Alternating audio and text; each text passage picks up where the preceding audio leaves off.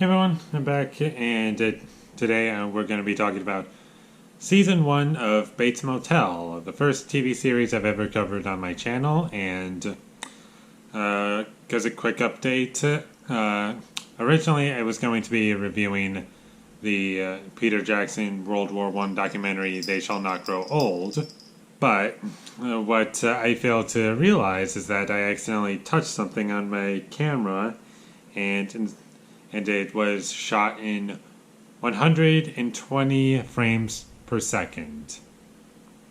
And that made me very mad. And now I've calmed down. But, moving on. Bates Motel, Season 1. What did I think of it? I'll go through some good stuff first. The best part of the show is the acting. Well, most of the performances are good. I can't remember their names, but the Bates family, those are the main ones. They're very good, especially Norma Bates and Norman Bates, the two actors who play those characters. Those are the best performances in the show. Really, it's just performances that you're interested in, and I guess some of the characters that I found kind of fun to watch. But really, overall, the show was pretty disappointing for me. And that mostly has to do with the writing. While I don't think the dialogue is necessarily terrible, because, well, when it first started, I thought it was pretty bad, but as the show went on, it started to get better, and maybe I just got used to it, who knows? But the writing for the characters felt more appropriate as the show went on, because at the beginning of the show I really hated Norma. I just found her really annoying. But as the show went on, you start to get what her character is. And I think I should also mention this, since I'm already in the negatives. The actress who plays Bradley in this show, she was the weakest part of the show for me. She's not good. There's no other way around it. She was pretty bad. She just had this stale face, and her face just always looked like exactly the same, and she would always never blink, and it just she was just really bad. And then afterwards I decided to look up in what else she's in, and I found she was in The Last Airbender, in Transformers: Age of Extinction. Such masterpieces. When I was going into it, I was expecting a prequel to Psycho, Alfred Hitchcock's Psycho, not Gus Van Sant's Psycho. It's kind of just being a prequel, but also being its own thing, I think, because when I watch it, when you watch it, within 10 minutes you'll realize, oh, it's in modern day, but also, taking place before the events of Psycho. It's kind of just being its own thing, and I was kind of curious to see what they would do with Norman Bates, because he's basically, and they do some things with him, but unfortunately, as far as interesting things with his character, they really don't do much with him. And I get a show is going to take its time, but there just wasn't much.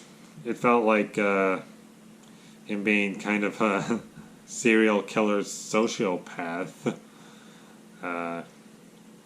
Just a sociopath, and kind of just this evil side of him. It's like you get it, but really not all that much. Maybe I can't even say 10% of the show.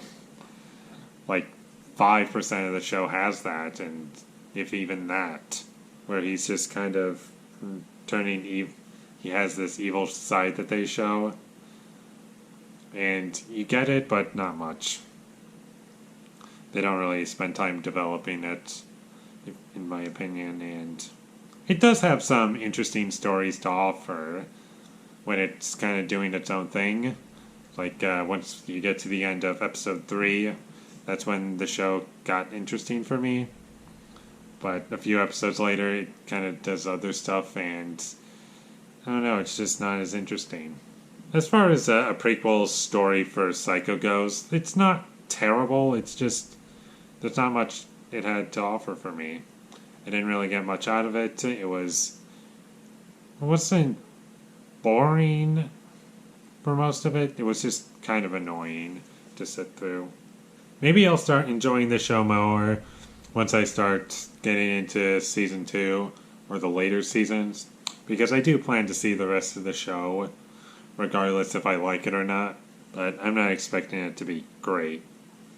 My expectations are pretty low right now. So in the end, Bates Motel had some really good acting and one terrible performance, a few likable characters, one interesting storyline that didn't last too long, but when it was there, it was fun to watch. The rest of it was either lukewarm or bad. A very inconsistent show, and as someone who I didn't love Psycho, Alfred Hitchcock Psycho, as much as I do now, like, I thought it was pretty good, but over time it grew on me, and I began to love it. And then at some point I watched the Gus Van Sant Psycho, and it gave me even more appreciation for the Hitchcock film. And this show is better than Gus Van Sant's Psycho. I'm going to give season 1 a... what would I give it? I think I'll give it a 5. It's not bad, not great either. It's just kind of fine. If you're a big fan of Psycho, Alfred Hitchcock Psycho, sorry, I would say maybe skip it, because I don't think you're going to get much out of it. However, if you don't really care about Psycho, then I guess go right ahead. I would recommend it for people who don't really care about Psycho, because maybe they'll enjoy it more than I did. And the show for me, it was just kind of basic and just bland and forgettable. It has its moments, but that's about it. So there's my thoughts on Bates Motel, and I was doing my very best not to spoil anything, and I think I did a pretty good job. And keep in mind, I think my plan is, if I'm ever going to talk about a TV show, the first season I will not spoil, but the rest of the seasons I will spoil. But anyways, thank you for watching my videos as always. If you enjoyed this review, be sure to leave a like and comment down below what you thought of Bates Motel down below. And as far as the series, as Bates, the Psycho universe goes, I've only seen the Alfred Hitchcock film and Gus Van Sant's Psycho remake, and I've seen season 1 of this, and that's it. I haven't seen anything else. So let me know what you thought of this show down below, and if you think anything else involving this universe, I guess, is worth checking out, then let me know.